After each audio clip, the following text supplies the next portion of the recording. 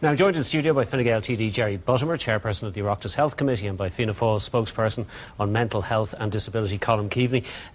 Jerry Buttimer, if I could start with you, we don't know who's going to be Minister for Health when the announcement is made tomorrow, but one thing we do know is that he or she is going to be following the policy of giving free doctor GP cards, free medical cards to the over 70s, a decision that was announced by the Taoiseach yesterday, apparently out of the blue. Everybody was taken aback by it.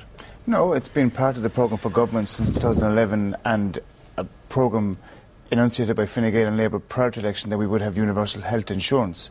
And we've put in place building blocks towards universality regarding health care, starting with the under 6 GP.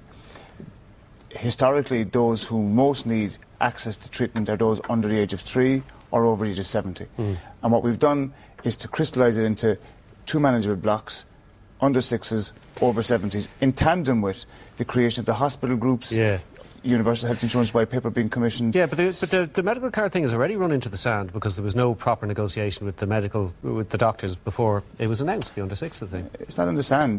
The negotiations are ongoing. The IMO are discussing with Minister White. We now have a situation where there's talks taking place. There wasn't before, if you like, the impasse has been resolved now and there's discussions going on. Government is committed to changing and reforming our health system. We spend 12.7 billion on health as a country. In the last 3 years, we've seen mammoth change and positivity. We have seen some unintended consequences of government decision in the context of the centralisation of the medical card, but we've rectified that in terms of discretionary medical cards. And yeah, but I mean, we came in. We initially were going to have medical cards for long-term illness, and that didn't work. And then we were going to have medical cards for everybody, or free GP care for everybody before the end of this government's term. That's clearly not going to happen. I mean, it's not happening, Jerry. We've always said universal health insurance will be 2 terms. 2019 was the term date. This government is the first government since the 1970 Medical Card Act came in 45 years to change the eligibility criteria for a medical card. Now it will be on the medical need as opposed to just income. It will be a new single-tier health system where money follows the patient, where the person will be treated on the medical need, not how much in their pocket. If James Riley is moved out of health, there is a suspicion at least that whoever his successor is going to tiptoe away from his big plan. Well, I think James Riley, as Minister for Health, has been the gardener. He's cultivated the garden, he's planted the seed. A lot of his flowers will bloom later on in the term of this government. But he's been a very innovative minister. If you look at what John Crown said today in the Health Committee, where he hoped he wouldn't be moved, we said he was a very innovative, very reforming minister. I think it's easy to be critical of any minister in a department, whereas your clip said 20% less budget, 10% less staff, 8% more population. But this is a minister with a grand plan, with a vision, and it's working. We've had a few hiccups, but it's working. A few hiccups, OK. Colm Keaveney, you described the over 70 medical card announcement as a political gimmick, but as Jerry Buttimer says, it's part of the government's plan. It seems to be a logical next step.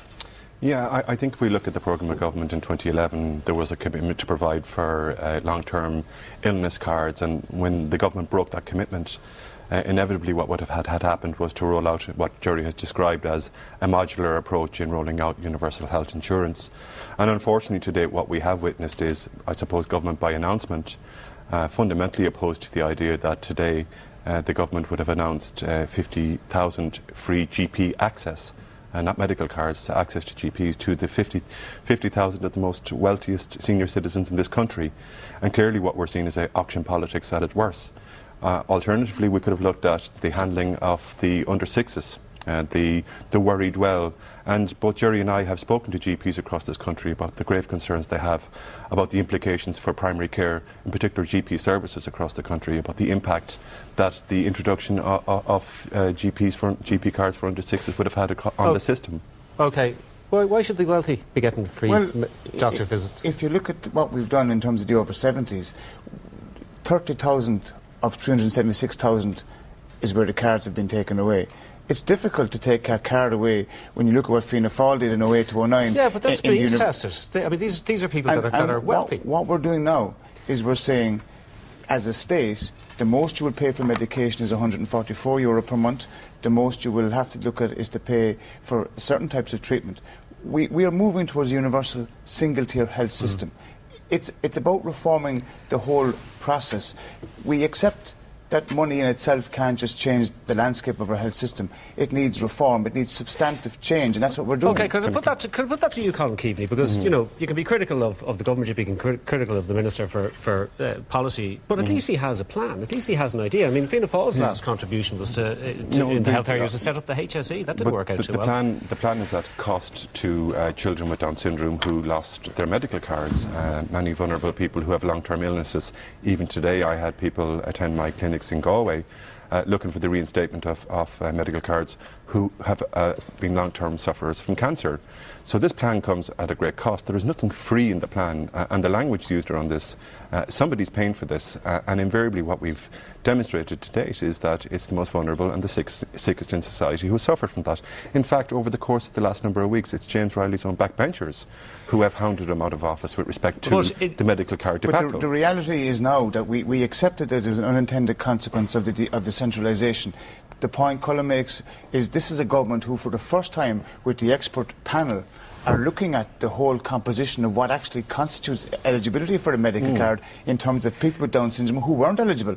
And Fianna Fáil never tackled that. You've denied that for 2 years. You're 2 years denying that was a reality. But what we have done, unlike others who were in government, we have said the system isn't working. Let's change it. OK, well, could I just put to Colm Keaveney? I mean, we clearly know the country was in a terrible financial mess. There was going to have to be controls put on expenditure. There was going to have to be money taken out of the health budget, and there was going to be people were going to suffer as a result of that. I mean, there was no way of bringing the budget under control without doing that. Well, clearly the government strategies in 2012 in terms of the comprehensive expenditure review set out an adjustment in health for somewhere in the region of €200 million. Now, I don't know or understand how the negotiations that took place with Brendan Howlin and the Department of Public Expenditure, how that figure increased to €666 million. Clearly the way that we present budgets in health in this country, they're not plausible. We need a minister, if there's going to be a change tomorrow, a minister that's prepared to stand up to the hawks, the mandarins, whatever in the Department of Public Expenditure.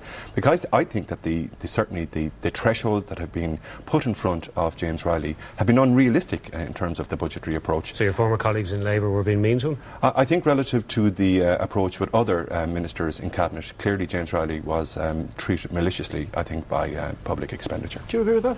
I think the health budget, to quote Tony O'Brien and James Riley, was challenging, and there was a verification process put in place regarding medical cards, and quite clearly there were cards taken off people who should never have had them taken off. But we have seen in a health system now more being done with less. The creation of hospital groups, reform of how we do business has all happened.